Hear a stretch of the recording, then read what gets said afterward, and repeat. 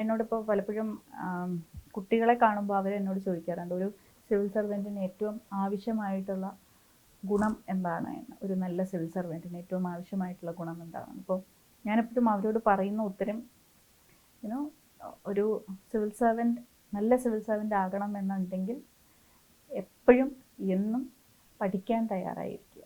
പരീക്ഷയ്ക്ക് മാത്രമല്ല പഠിക്കേണ്ടത്, UPSC പരീക്ഷയ്ക്ക് പഠിക്കുന്നത് വളരെ കുറവാണ്. അപ്ഡേറ്റഡ് മാത്രമല്ല പഠിക്കണം.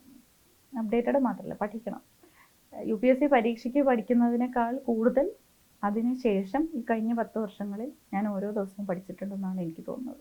അത് മനുഷ്യരിൽ നിന്നാവാം, പുസ്തകങ്ങളിൽ നിന്നാവാം, ഫയലുകളിൽ നിന്നാവാം, പല സ്രോതസ്സുകളിൽ നിന്നാവാം.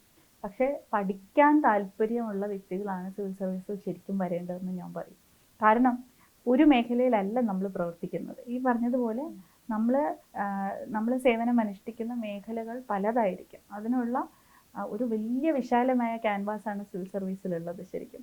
അപ്പോൾ അത്രയധികം കാര്യങ്ങളിൽ നമുക്ക് അറിവാർജിക്കുവാനാണെങ്കിലും പഠിക്കുവാനാണെങ്കിലും ആ പഠിക്കുന്ന കാര്യത്തെ പ്രാവർത്തികമാക്കാനാണെങ്കിലും ഒക്കെ നമുക്ക് ഒരുപാട് സാധ്യതകളുള്ള ഒരു മേഖലയാണ്.